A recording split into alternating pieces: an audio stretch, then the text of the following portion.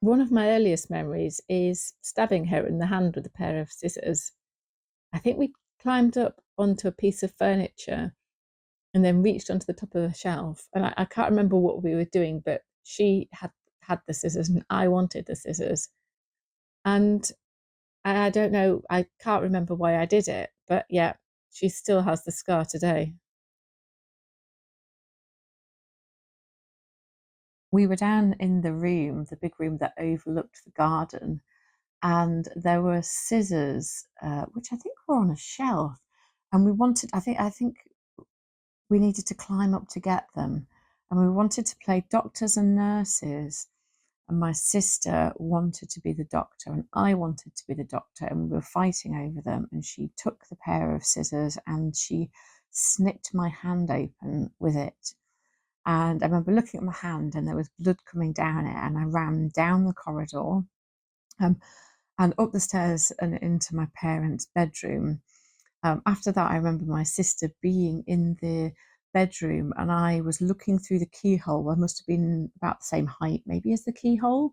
And I was wanting her to be told off for snipping my hand open with a pair of scissors. And I remember my parents saying, "You shouldn't have done that. You shouldn't do it again," something along those lines. And me being really cross that she wasn't being properly punished for hurting me in that way. I thought it was very unjust.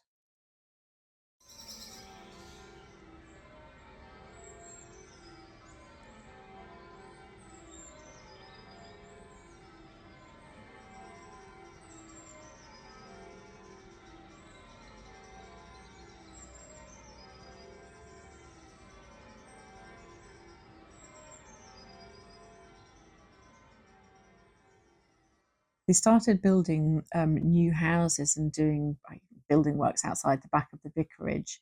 I don't think that there was much health and safety around. I remember our parents telling us not to go anywhere near this big hole that had appeared in the building site out the back at one point in time. So I think the builders had left around bits and pieces, and my sister put a bit of metal on her finger. I don't know whether it was a nut, or bolt, or something like that. But anyway, she thought it was a ring and then couldn't get it off her finger. So my parents and others, I remember I stood up by the sink, were trying to get it off, and weren't able to take it off. So they said that they were going to have to go to the hospital to have it removed. I think they said they were going to have to cut it off, and my sister got really upset about it. Anyway, they went off to the hospital to have this thing removed from her fingers. And I was really upset because I wanted to go to the hospital too. I wanted to get the chance to go. And somebody stayed behind with me, Tim or Steve. And I remember them bribing me with something. I can't remember what it was to make me feel better about not being able to take this trip to the hospital.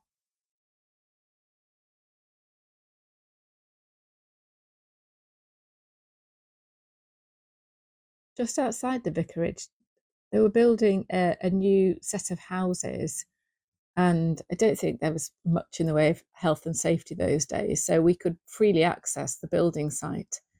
And I remember there were so many interesting things on in and around the building site, and one of them was a ring. I think it might have been a bit of copper piping or something, and I thought it was absolutely beautiful and put it on my finger. Only I then couldn't get it off my finger, and my parents tried everything to get it off my finger. I remember being standing on a chair over the sink and they were using lots of soap to try and get it off, but they couldn't get it off. And in the end, they had to take me to hospital. And when I was at hospital, apparently they said they would have to cut it off. And this was relayed back to my sister, who, by all accounts, was absolutely hysterical because she thought they were going to cut off my finger.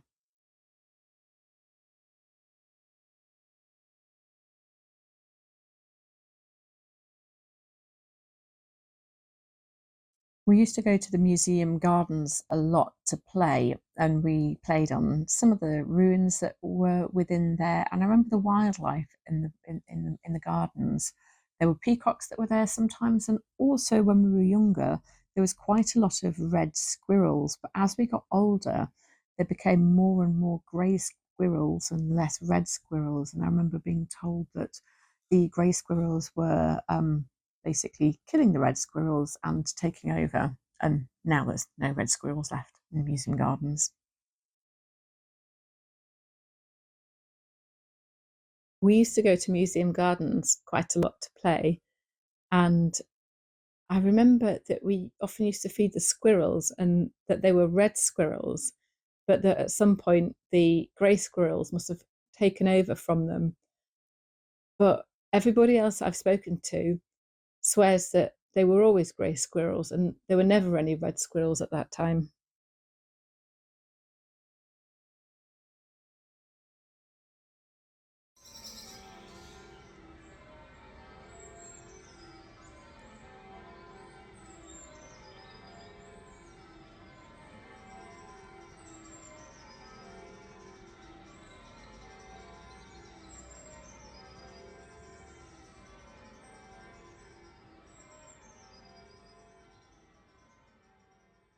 We were about 2.5 when our sister Helen was born, and we were taken to the hospital in a car. And I don't think we'd been in a car very much before then because I remember it quite clearly. I remember somebody opening the door, lifting me out over a puddle because it had been raining. And then when we were in the hospital, Helen was in a glass box next to Mum. And that was odd. I'd never seen anybody asleep in a glass box before.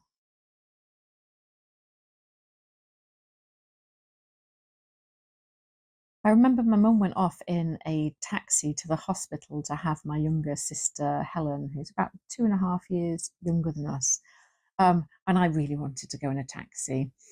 Anyway, after Helen had been born, we were taken to the hospital. I think I remember being there with Tim and walking down really big, long, white hospital corridors.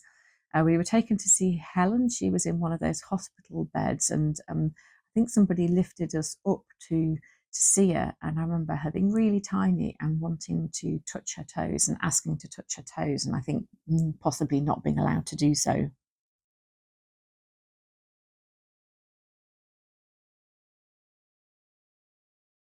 There was a fancy dress party held in the house, and people used to make quite a lot of effort over the costumes. And one year they made a Chinese New Year dragon costume. So this papier-mâché dragon's head with the body behind it, which maybe had 3 or 4 people in it. And we were sat in the room which overlooked the garden at the back, and everybody came in with this dragon parading it around, and we were absolutely terrified of it and all screamed. They would have parties at the vicarage, and sometimes these were fancy dress parties. And on one occasion, they made this Chinese dragon costume, and it must have been huge. I think there was at least 3 people to operate it, but we knew nothing about its construction. They decided to surprise us. So we were sitting on the sofa, the 3 of us, and into the room comes this huge dragon. And we were terrified. Helen, in particular, was absolutely hysterical. There was another party that I remember. I came downstairs and they were all in the dining room having some food and drinks. And my sister was there and she was a bit unsteady on her feet, and they were all finding this really funny. And it was explained to me that she had gone around the table and they'd given her little sips of alcohol, but she'd had too much and she was drunk. And I asked if I could have some sips of alcohol so that I could be drunk, because I was really jealous of all the attention that she was getting. And I wanted that attention too. But they told me absolutely not.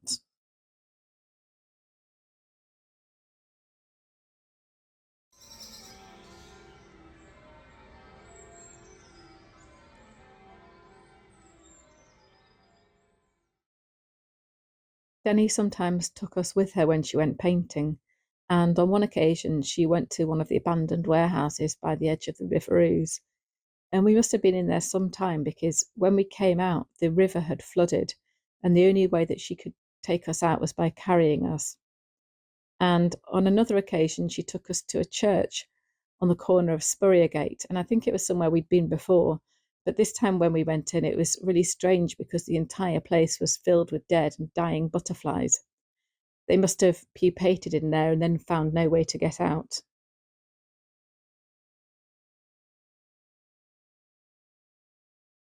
Our parents used to love singing, and they used to love singing in sort of big spaces like inside of churches. And we were driving out one day in the countryside. I think it was a summer day, I think it was warm. And we were going through this village, and in the village there was a church. And my parents were like, oh, let's stop and sing in the church, like they did not infrequently. And so it was quite a bright day inside. We all walked into the church, and I was walking down the aisle in the middle, and it took a little bit of time for our eyes to adjust from the brightness outside to the darkness inside the church. And as I did, I realised there was a sort of slight movement around the pews and on the floors. And as our eyes adjusted, we realised that the church was filled with dead and dying red admiral butterflies. I actually thought it was really quite freaky. You know, we probably had been walking on these butterflies as we were walking down the aisle. And to this day, I don't particularly like butterflies as a result of that.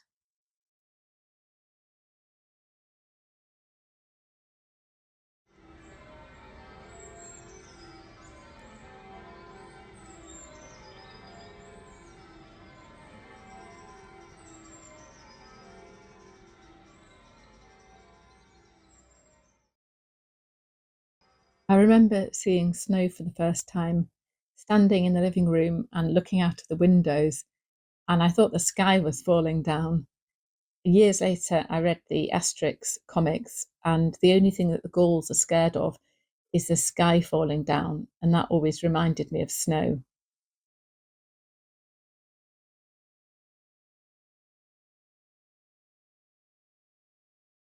I remember when we first saw snow, we went down into the room that overlooked the garden, and it had these huge windows with the big wooden shutters. And I think the wooden shutters were closed, and whoever it was took us into the room and said, look at this. And they opened up the shutters, and outside in the garden there was snow, and we were so excited about it. And we went outside afterwards and we made a snowman. And I remember we got coal for the eyes for the snowman, and we also got a carrot for the nose.